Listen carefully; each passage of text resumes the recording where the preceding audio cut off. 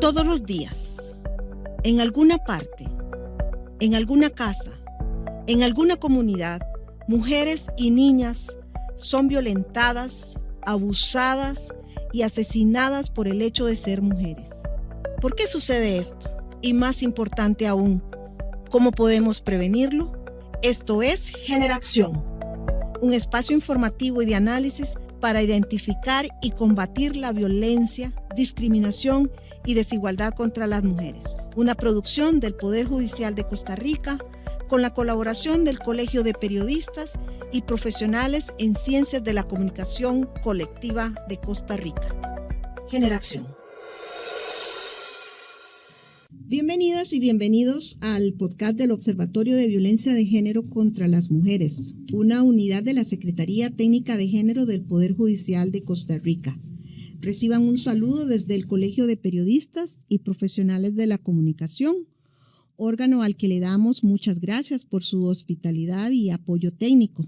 Yo soy Dixie Mendoza, encargada del Observatorio de Violencia de Género. Soy abogada y soy periodista y le agradecemos a todas las personas que nos siguen por medio de nuestro canal de YouTube, Facebook, Instagram y Spotify.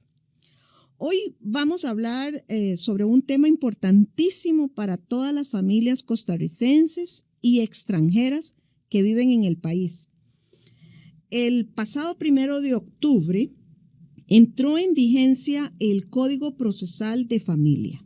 Primero en su historia en el país, nunca habíamos tenido uno. Los temas de familia hasta ese día se tramitaban al abrigo de otros códigos procesales o de normas especiales.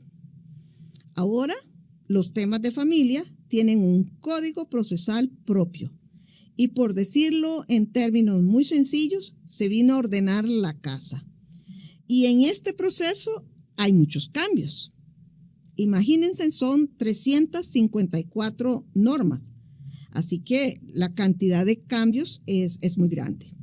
Y todos vienen a revolucionar, esperamos que para bien, la forma de resolver y finiquitar las disputas y todos los temas familiares. En nuestro programa de hoy, sin embargo, quiero que hablemos de un aspecto en particular: los cambios en los procesos de pensiones alimentarias y premio corporal. Para ello contamos con la colaboración de don Cristian Martínez Hernández, el gestor de la Comisión de la Jurisdicción de Familia y juez de familia, y quien en los últimos años, supongo que más de los que él hubiera querido, no ha hecho otra cosa que trabajar en la implementación de este nuevo código. Permítanme presentarlo. Don Cristian es licenciado en Derecho de la Universidad de Costa Rica, es especialista en Derecho Familiar, es magíster en Violencia Social y Familiar, es juez de familia, propietario en el Juzgado de Violencia Doméstica de Cartago, tiene más de 20 años de experiencia laboral en el Poder Judicial. Actualmente es juez gestor de las familias de las materias de familia, de pensiones, alimentaria, de violencia doméstica, de niñez y adolescencia. Bienvenido, don Cristian. Muchas gracias por aceptar nuestra invitación. Muchas gracias, doña Dixie. Muy contento de estar este día con usted acá.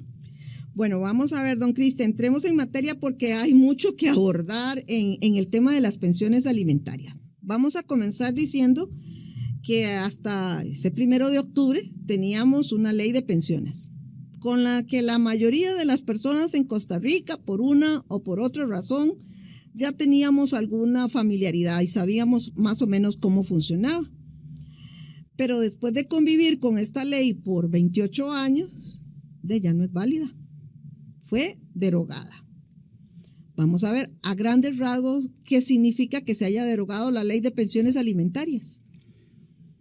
Bueno, doña Dixie, eso quiere decir que ya esa ley no existe, pero el código establece que los procesos se van a seguir tramitando de acuerdo a las nuevas normas del Código Procesal de Familia, y algunos procesos los tramitaremos con la Ley de Pensiones Alimentarias. ¿Por qué? La Corte del Poder Judicial sacó una circular, la 255 del año 2023, que le dice al juez en qué momentos el juez debe hacer la valoración para ver si los procesos alimentarios los voy a tramitar con la ley nueva o los continúo tramitando con la ley anterior. Antes de avanzar la otra pregunta, ¿pero esa es una decisión unilateral del juez o se le toma parecer a las personas que están en los procesos actuales? ¿Se tienen ellas que acercar o esperar a que las llamen? ¿Cómo funcionará? Ante la primera gestión que haga alguna de las partes, la autoridad judicial debe decidir en cada expediente en concreto. No puede aplicar la misma situación a todos los procesos, sino que se va a manejar de manera separada en cada proceso. Entonces, nada más como para ir aclarando, si en este momento ninguna de las partes llega a hacer ninguna gestión ni pedir ningún cambio, se sigue aplicando la ley anterior.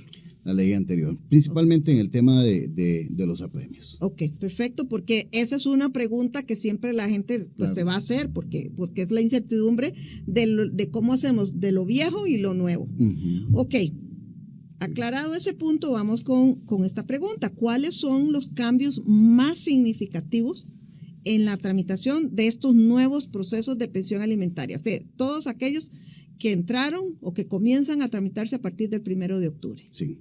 Es importante primero que tengamos claro que la ley de pensiones fue derogada por completo. Ahora todas las normas alimentarias están dentro del Código Procesal de Familia. Importante que las personas usuarias sepan que uno puede presentar la demanda por escrito, ya sea que uno la haya hecho o por medio de un abogado, o puede ir a hacerlo de manera verbal en el juzgado, en el despacho de pensiones alimentarias. Y si la parte que solicita la pensión alimentaria no cuenta con recursos, podría solicitar que se le nombre una persona defensora pública para que le acompañe en el proceso. Y en esas nuevas tramitaciones, digamos, ¿el proceso es el mismo que se seguía antes o no? No, es un proceso total y absolutamente novedoso, porque una vez que las partes presentan la demanda, el juez lo primero que va a hacer es convocar una audiencia de conciliación en un plazo de 10 días, dice la ley. ¿Qué pasa en esa audiencia de conciliación? Bueno, el juez va a procurar que las partes lleguen a un acuerdo. Si no llegan a un acuerdo, el juez lo que va a hacer es que va a dictar una resolución que tiene carácter de sentencia. ¿Qué significa eso? Que si esa resolución que el juez dictó, yo no estoy de acuerdo, y cuando me refiero a cualquiera de las partes, a la parte actora o a la parte demandada, no estoy de acuerdo con esa resolución que dictó el juez que tiene carácter de sentencia, puedo plantear una oposición a la resolución del juez. Actualmente yo presento un recurso de apelación contra la resolución del juez. Ahora no, ahora presento una oposición. Y esa oposición, dice la ley, que debe de ser fundada. No es simplemente que yo diga me opongo al monto que usted fijó o al monto que usted me dio si yo soy la parte beneficiaria, sino que usted debe decir las razones y los motivos por los cuales usted se opone para que el juez considere que es una oposición fundada. Para ir precisando algunas cosas en comparación con lo que la gente ya conocía. Antes, eso que usted mencionaba, la posibilidad de conciliar desde el inicio. Antes no. Antes se llegaba, se presentaba y el juez lo que hacía era una pensión provisional, ¿no es cierto? Sí. Había algo de eso. Ahora no. Ahora es la conciliación. Antes no se podía conciliar tampoco. Claro, antes sí se podía. Antes lo que hicimos es una interpretación de la Ley de Pensiones Alimentarias derogada, uh-huh, que decía que en cualquier estado del proceso se podía convocar una audiencia de conciliación. Ahora es al inicio. Ahora es al inicio por disposición legal. Okay. Así empieza el proceso. Ok. Eso quiere decir que hay todo un espíritu de que no se judicialicen estos procesos, ¿o qué? No, es más bien cuando ya están judicializados, que busquemos una solución armónica entre las partes de la situación familiar que están en discusión, en sede alimentaria. Y también en la parte de trámite, usted decía que puede ser por escrito o puede ser de forma verbal, que hay oposición, que hay conciliación. Todo esto como para querer imaginarnos cómo va a funcionar. Sí. Se reúnen todas las personas y empiezan a hablar, no hay nada por escrito, la resolución no hay nada. ¿Cómo funciona? Bueno, cuando yo me refiero a que sea verbal o de manera escrita, es que la demanda que plantea una persona, quien plantea una demanda de pensión alimentaria, la debe hacer por escrito. Okay.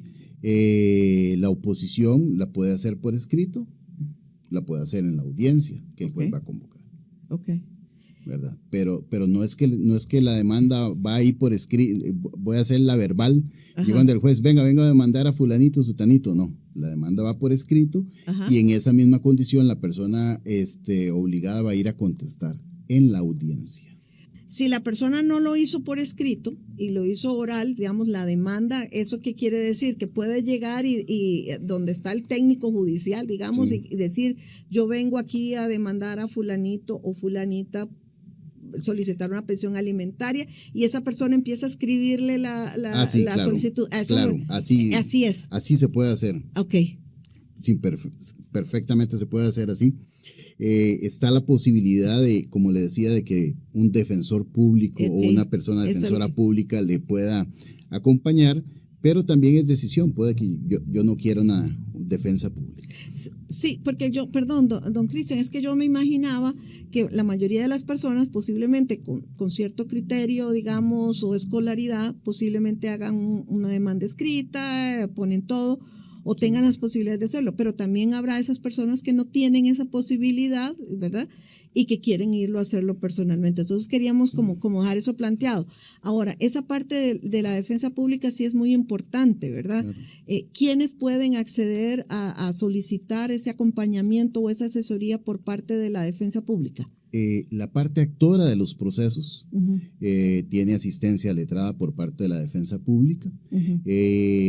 En casos de personas indígenas, tienen asistencia letrada ambas partes por la Ley de Acceso a la Justicia a los Pueblos Indígenas, que obliga a darles asistencia letrada. Esa es, digamos, la excepción donde ambas partes del proceso tienen abogado. ¿Y las personas menores, las personas de 12 años?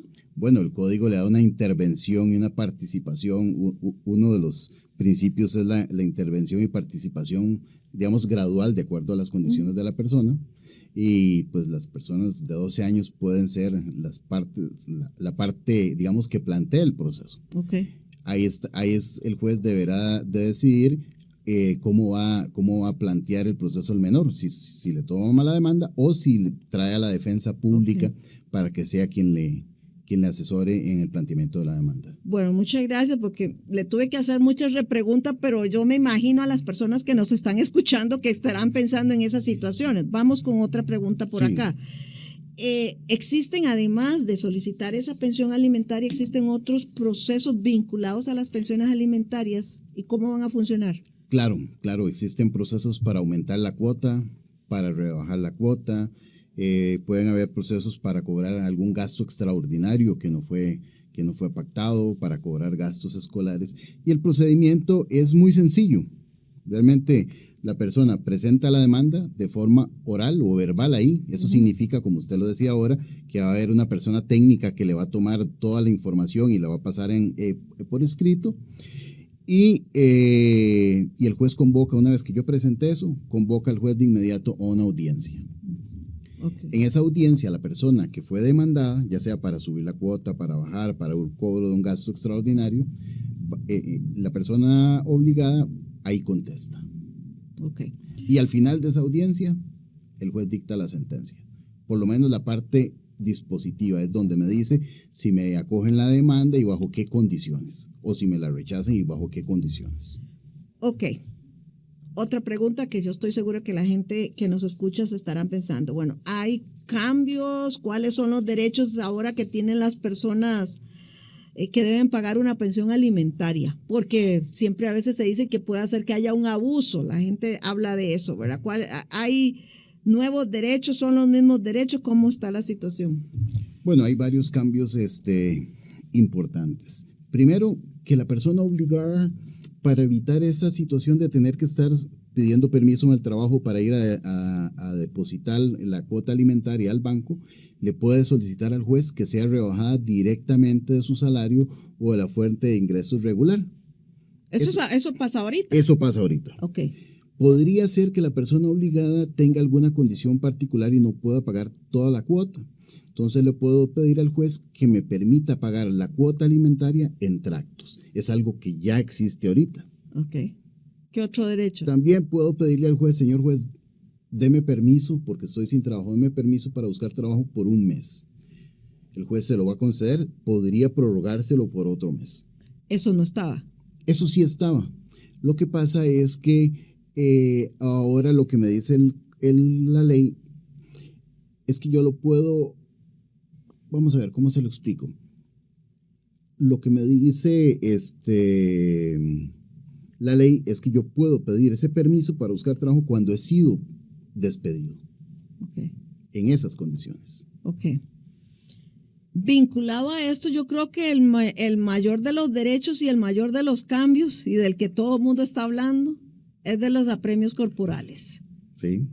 Hablemos de los apremios corporales. Wow, aquí hay un cambio de 360 grados con el tema de los apremios. Primero porque la ley introduce un apremio especial, un apremio nocturno. ¿Y qué significa eso? O podría ser diurno. El apremio nocturno fue pensado para que la persona que anda buscando trabajo llegue a dormir al centro penitenciario. Pero de repente hay personas que usualmente han trabajado en horarios nocturnos y están buscando trabajo para horas de la noche, y entonces llegan a dormir o pueden llegar a dormir al centro penitenciario. Tiene dificultades porque en Costa Rica existe solo un centro penitenciario para personas obligadas alimentarias que están a la juela en la reforma. Y esta norma es de aplicación para todo el país. Eso es un tema que Adaptación Social debe de habilitar módulos a lo largo y ancho del país para que la persona en el día trabaje y pueda pernoctar en el centro penitenciario más cercano.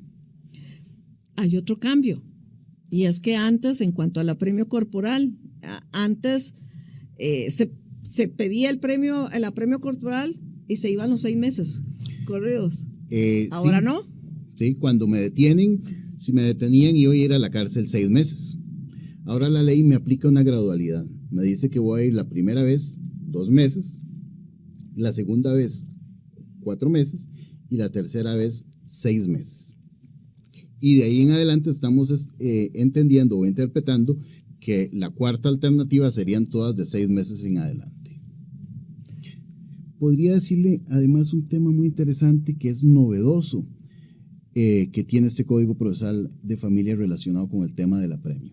Si la persona obligada a pagar pensión alimentaria tiene una condición médica y es sujeto de una detención y podría agravarse su condición, el juez podría concederle a esa persona por un plazo que no sea apremiada por esa condición médica particular, que obviamente debe ser comprobable, ¿verdad? Bueno, habría que ver cómo va a funcionar eso, ¿verdad? ¿Cuáles son las enfermedades y cómo va esto? Hay otro tema, la edad. La edad, por supuesto. Ahorita hasta los 70, ahorita no, perdón, antes del 1 de octubre habían personas detenidas hasta los 71 años. Ahorita la legislación se armonizó y entonces el plazo máximo o la edad máxima para estar detenido son 65 años. Entonces, vamos a ver, las personas, yo no sé cuántas personas habían detenidas que tenían más de 65 años, pero ya esas están fuera. Varias, sí. Tienen que hacer una gestión adicional. No, varias de ellas ya salieron, ya salieron. Inclusive el centro penitenciario recibió comunicaciones de juzgados a lo largo y ancho del país, también para que liberara a las personas que tenían más de 2 meses de detenidas, en aplicación de esa gradualidad de 2, 4 y 6, entendiendo que vino una norma más beneficiosa para la persona obligada a cumplir alimentos y entonces por eso fueron, digamos que puestas en libertad. La parte actora o la parte que está pidiendo la pensión alimentaria tiene que, digamos, para efectos de él o de ella, en esos casos, tiene que seguir haciendo lo mismo de siempre, o sea, gestionar el apremio cuando no se ha pagado, hacerlo ante el juzgado, o hay algún cambio que tenga él o ella que hacer. Claro, antes uno le exigía la consecutividad, es decir, que tenía que ir a firmar todos los meses para que lo que se dice en la jerga, no perder el derecho. Uh-huh. Pero ahora no es necesario. Yo puedo venir a decir, me debe estos 4 meses y no fue consecutiva la gestión, y entonces la autoridad judicial lo que le va a hacer es a la parte obligada a percibir la que haga el pago. La otra parte la que tiene que acreditar que lo hizo. Ajá. ¿Verdad? Pero ya esa consecutividad que tenía que tener una persona beneficiaria de ir todos los meses ya no es necesaria. De ir todos los meses y decir, vea, no me pagó este mes, vea, este mes no me pagó y ahora no. Exacto. Ahora no tiene que hacerlo. Y aparte de eso, nada más es decir, no me ha pagado. Si no le he pagado un mes, ya es suficiente. Con un mes es suficiente que entre a la premio. Por supuesto. Ok. Por supuesto. Ok. ¿Hay algún cambio en cuanto a salario escolar, aguinaldo y ese tipo de cosas? Bueno, no, el pago del salario escolar va a ser obligatorio indistintamente. Ha sido una reiteración de votos de la Sala Constitucional principalmente, de que el pago de los gastos de entrada a clase, es que uno le pone nombre salario escolar, pero el nombre es gastos de entrada a clase, indistintamente del sector para el cual trabaje la persona obligada a pagar la pensión, pues. Eso se mantiene exactamente. O sea que por el fondo prácticamente, digamos, bueno, hay algunos cambios con los que se ha mencionado, pero en cuanto a eso, a lo que es salario escolar y aguinaldo, todo funciona igual que siempre. Sí. Básicamente. Bueno, yo sé que hay muchas cosas que van a quedar en el camino y que vamos a ir viendo, ¿verdad? Sin duda son cambios importantes a los que tenemos que acostumbrarnos. Las personas que piden pensión o las personas que están a las que les solicitan las pensiones, ¿verdad? Estaremos pendientes de otros aspectos como para ver cómo funciona en la práctica todo eso que usted nos ha comentado de la premio corporal, porque seguramente vamos a empezar a escuchar historias de cómo se implementa o no, específicamente lo que usted nos mencionaba, de ver si adaptación social está listo para hacer y cumplir con esas otras disposiciones. Vamos a ir viendo lo de la representación de las personas menores de edad. Queremos ver cómo funciona eso en la práctica. Si el PANI, si Defensa Pública y otro tipo de cosas. Y por supuesto, pues vamos a ir viendo lo que decidan. Esa otra parte que también es novedosa, si no me equivoco, y es que hay ahora un juzgado especializado en apelaciones de los procesos, ¿verdad?, de pensiones alimentarias, que antes existía, pero era solo como para el circuito judicial, y que ahora entiendo yo que van a ser, que son 6 jueces o no sé cuántos son los que hay ahorita asignados, o juezas, que van a ver todo el país, todas las apelaciones, y tendrán, digamos, vamos a ver si es mucho trabajo para 6 personas, pero digamos, lo positivo que uno podría pensar en este momento es que va a haber unificación en los criterios que se vayan a ir estableciendo. Entonces, hay muchas cosas, o sea, a ver cómo va a funcionar esto, cómo va a funcionar en general el Código Procesal de Familia, cómo va a funcionar en lo específico de las pensiones alimentarias. Yo debo también pensar que vamos a aprender y que van a tener que irse afinando algunas cosas. No sé si habrá uno que otra acción de inconstitucionalidad. No lo dudo. Posiblemente lo veremos en el camino. Pero bueno, muchas gracias, don Cristian, por habernos hecho así como un repaso muy, muy somero, ¿verdad?, de estos cambios. Lo esperamos nuevamente. Yo sé que lo vamos a invitar otra vez porque van a haber más cambios, ¿verdad?, para ver cómo va esto. Claro. Descanse un poco porque ha sido un trabajo muy, muy largo, ¿verdad? También le damos las gracias a las personas a las que nos escuchan y que les interesan y cualquier otro tema vinculado a los temas de género y el acceso a la justicia de las personas en alguna situación de discapacidad. Muchas gracias al Colegio de Periodistas y Profesionales en Comunicación Colectiva de Costa Rica, que siempre nos dan ese apoyo técnico, sin el cual no podríamos estar comunicándonos con ustedes. Muchas gracias por haberme invitado y quedamos a las órdenes. Nos vemos. Esto fue Generación, un podcast del Observatorio de Violencia de Género contra las Mujeres y Acceso a la Justicia. oficina adscrita a la Secretaría Técnica de Género y Acceso a la Justicia del Poder Judicial de Costa Rica.